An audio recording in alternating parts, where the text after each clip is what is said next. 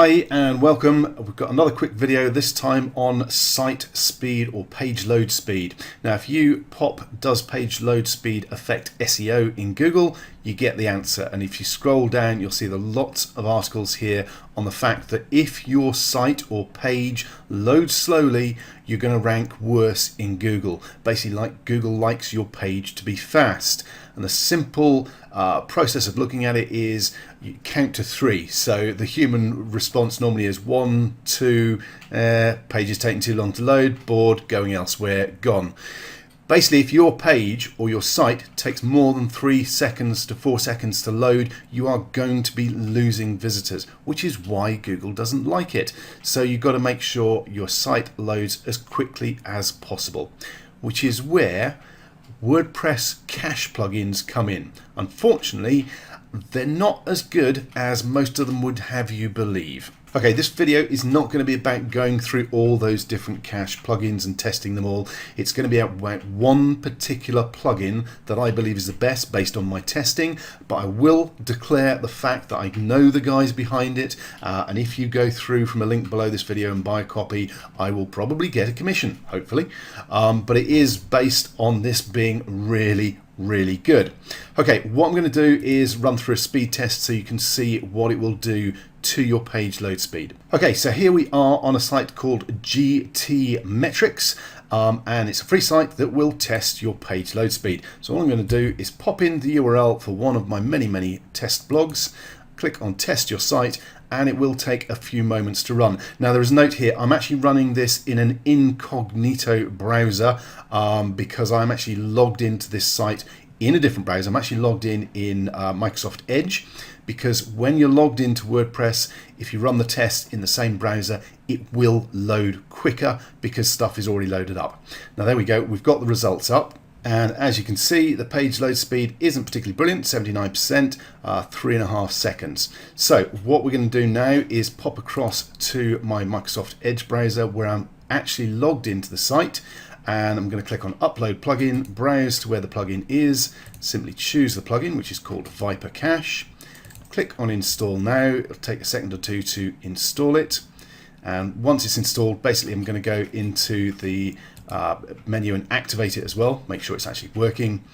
So it'll take a second or two, and as you can see, it's saying Viper Cache is activated, but it's unlicensed. So I'm actually going to pause the video for just a moment or two while I pop in my license key, because I don't want you copying my license key. I'll be straight back in just a moment. Okay, so I've activated my license and I've quickly come into the Viper Cache settings and enabled it, switched it on basically. I've also enabled HTTPS because I've got a SSL certificate on this site. There are some extra bits here that I can switch on, play with, but the main thing is switch it on. Okay, so let's go back across to Gmetrics. So we're now back on the Gmetrics site with the initial results that we got. We can see 3.5 seconds as a page load speed. Let's go back to a new browser for Gmetrics, new window, pop in the URL again, click on test your site, and it will take a few seconds to run. It's going to rerun all the tests for me. Adding job to queue, it says fetching site. Should only take another moment or two, and I'll keep talking while it's running. We're almost there.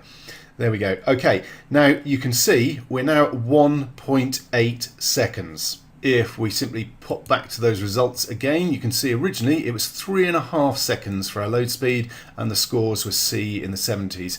The actual score doesn't seem to have gone up much, it is in the green, but the page load speed is almost halved. Okay, so that's a massive difference. Now there are more things that we can do to speed up our site load speed. For instance, if we went back to the plugin itself, we could also enable file image size fixing, which you'll notice if we come back here is something that says serve scaled images. If we improve that through the plugin, that will push our scores further up. There's other bits we can do. Again, the improvement simply from switching the basic defaults for the cache plugin on are pretty significant, but there's more we can do with the plugin as well. So you can see the kind of difference using the right cache plugin makes. A Viper Cache is by far my preferred recommendation. It does the job and it does it really well. Now, one quick note, when you first install the cache plugin, before you come and run the speed test, it is actually worth loading up the site itself. It depends on how many visitors you get to your site. This site gets quite a few visitors, so it's likely someone's already hit the site and initiated the cache itself, so it's done its job. Whereas if your site isn't getting a lot of visitors, you might want to just go to the site, put it in your browser, refresh the site, just so the cache has done its job and created a cached version of the page, then run the speed test, because that's when the speed increase will kick in because of that caching. Okay, so that's a pretty quick demonstration video of how to speed up your page load times. If you want to get a copy of that particular WordPress plugin yourself, you can find it on vipercache.com. So feel free to pop over there and have a look and check it out for yourself. Thanks very much for watching.